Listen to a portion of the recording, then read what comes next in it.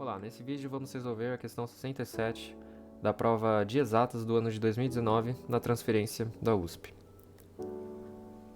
Antes de tudo, gostaria de fazer um agradecimento ao professor do canal Aulas de Matemática e Física, canal esse que vai ser deixado na descrição para que você possa assistir ao vídeo em que o professor resolve essa mesma questão. E o intuito desse meu vídeo é simplesmente complementar aquilo que foi dito no vídeo do professor. Vamos ler um enunciado da questão.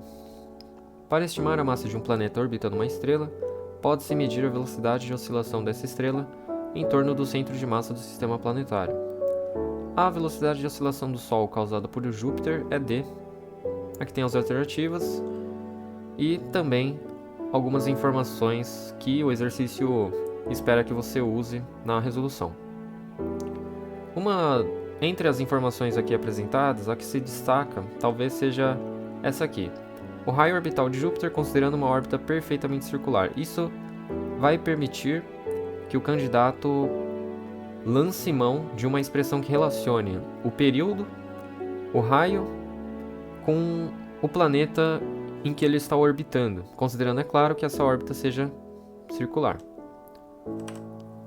Então aqui, o primeiro passo da minha resolução seria calcular a distância do Sol até o centro de massa, que foi denotada por R. Existem, pelo menos, duas maneiras de você calcular isso de forma rápida. Uma delas é você considerar que o Sol seja o seu ponto de origem, em torno do qual vai ser calculado o centro de massa. Se você considerar essa primeira condição, o valor de R que você vai encontrar é justamente a distância do Sol até o centro de massa. Mais tarde a gente vai ver que essa é uma informação muito precisa e que vai nos dar uma resolução mais rápida. A outra condição seria você estabelecer que o planeta Júpiter, é o ponto de origem em torno do qual se vai calcular o centro de massa. E aí, digamos que teríamos de calcular um R', e esse R' seria a distância de Júpiter até o centro de massa. Só que na verdade o que você quer, ou que pelo menos o exercício dá a entender, é que você precisa calcular a distância do Sol até o centro de massa. E aí, claramente aí você teria de adicionar mais uma operação, se, é claro, você considerar que o planeta Júpiter seria o seu ponto de origem. Então, vamos considerar, para efeitos práticos de velocidade, que o Sol é o nosso ponto de origem, em torno do qual será calculado o centro de massa. Se você fizer a operação para o cálculo do centro de massa, você obtém a expressão 1, como aqui está mostrado. Então, RJ e MJ dividido por a massa do Sol mais a massa de Júpiter. Outro fato importante, como a constante da gravitação universal não foi fornecida pelo problema, vamos deixá-la em função de todos os parâmetros que nos foram dados. Isso é uma coisa que podia colocar muitos alunos em dúvida, né? Já que a constante, o valor dela pelo menos, é bem conhecido e as suas unidades no SI também. Mas se o exercício te desse, você não precisaria fazer esse passo. Mas como ele não te deu o valor que ele quer que você use, é bom você optar por deixar essa constante em função dos parâmetros que ele te deu. E para isso é que a gente vai utilizar aquela informação da órbita perfeitamente circular.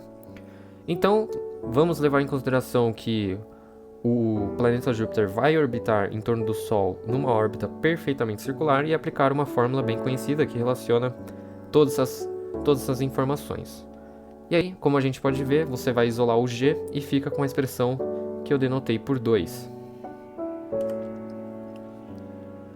Certo, a velocidade de oscilação do Sol é calculada conforme o enunciado nos diz, levando-se em consideração o centro de massa do sistema Sol-Júpiter.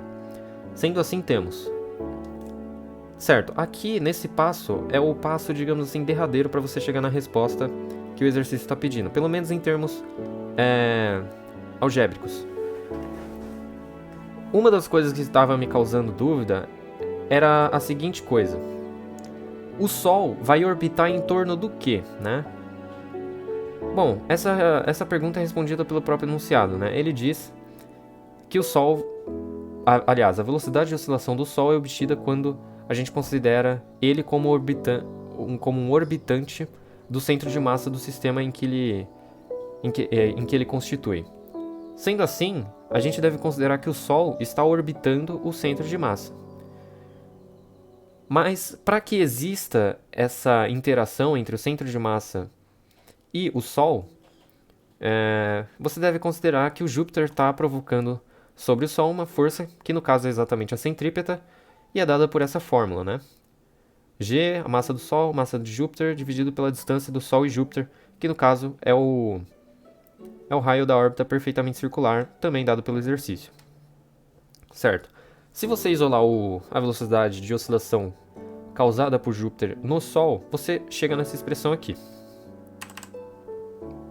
Apenas repetindo aquilo que foi colocado anteriormente, a gente vai poder dar prosseguimento à resolução.